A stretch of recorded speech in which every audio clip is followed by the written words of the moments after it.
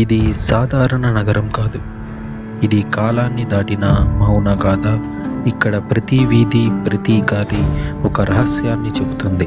శిల్పకళలలో అద్భుతమైన దేవాలయాలు, ప్రపంచ ప్రఖ్యాతిగాంచిన కంచిపట్టు చీరలు ఈ నగరానికి ప్రసిద్ధి. ఇది చరిత్ర, ఆధ్యాత్మికత అన్నింటికీ నివాస స్థానం. ఇది కాంచీపురం. ప్రస్తుతం నేను వైకుంఠ పెరుమాళ్ టెంపుల్ దగ్గర ఉన్నా.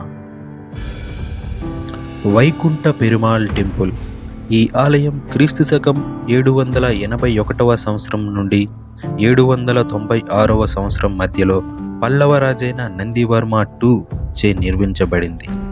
అంటే సుమారుగా 1250 సంవత్సరాల క్రితం. దురదృష్టకరమైన వార్త ఏమిటంటే ఆలయం సున్నపు రాయి వంటి మెత్తటి శిలలతో నిర్మించబడింది. ఈ రాయి కొన్ని లక్షణాలు కలిగి ఉంటుంది. తేమను తేలిగ్గా ఆకర్షిస్తుంది, కాలక్రమేణా వర్ష ప్రభావంతో దెబ్బతింటుంది. దీనినే సాయిల్ ఎరేషన్ అంటారు. ఇది జరిగినప్పుడు గర్భగుడి దిగువ భాగంలో నీరు చేరుతుంది, మట్టి తడిసిపోతుంది, క్రమంగా ఫౌండేషన్ వదిలేపోయే ప్రమాదం ఉంటుంది. ఈ విషయాన్ని గమనించిన భారత పురావస్తు శాఖ వారు ఆలయ పునర్నిర్మాణ పనులు ప్రారంభించారు. ప్రజెంట్ ఆలయంలో పనులు జరుగుతున్నాయి. లోనికి ఎవరిని అలౌ చేయట్లేదు. కానీ ఆలయానికి సంబంధించిన ఒక వ్యక్తి ద్వారా లోనికి ప్రవేశించారు. వైకుంఠ పెరుమాళ్ టెంపుల్ ఆలయం గోడలపై చెక్కబడిన ప్రతి శిల్పం ఒక కథ చెబుతుంది.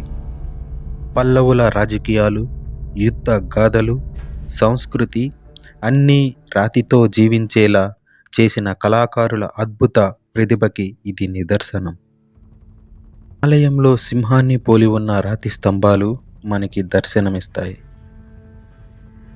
తంబూరా వాయిస్తున్న దృశ్యాలు, దానికి అనుగుణంగా నాట్యం చేస్తూ నాట్య కళాకారులు మనకి దర్శనమిస్తారు. అన్నిటికంటే ముఖ్యమైనది బోధిధర్మ. పల్లవరాజైన స్కందవర్మ యొక్క 3వ కుమారుడు బోధిధర్మ ఆలయం గోడలపై దర్శనమిస్తారు. ఆలయంలో గర్భగుడిని పల్లవులు 3 అంతస్తుల్లో డిజైన్ చేశారు. వెనుక భాగంలో మెట్లను అమర్చారు. గర్భగుడిలో కింది స్థాయిలో విష్ణుమూర్తి ధ్యాన స్థితిలో ఉంటారు, శాంతి శుద్ధి సూచికగా. మధ్య అంతస్తులో భక్తులకు దీవెనలు అందించే స్థితిలో నిలబడి ఉంటారు. పై అంతస్తులో అతని వైకుంఠ స్వరూపం పైన శయన స్థితిలో పరమపదాన్ని సూచిస్తూ కనిపిస్తారు. ఇకపోతే అన్నిటికంటే భయంకరమైన పల్లవుల న్యాయ వ్యవస్థ.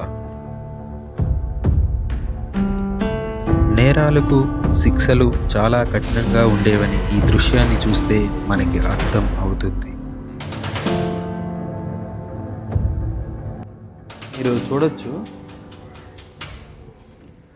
రివర్స్లో ఒక మనిషి ఉన్నాడు అండ్ ఇక్కడ నార్మల్గా ఉన్నాడు. ఇక్కడ రాడ్ ఏమో చూసారా, కింద నుండి నోట్లోకి వచ్చేటట్టు ఒక రాడ్. ఇది ఒక పనిష్మెంట్ అండి, అదొక పనిష్మెంట్. అది ఇలా పల్లవరాజులు పనిష్మెంట్ అనేది ఇచ్చారు.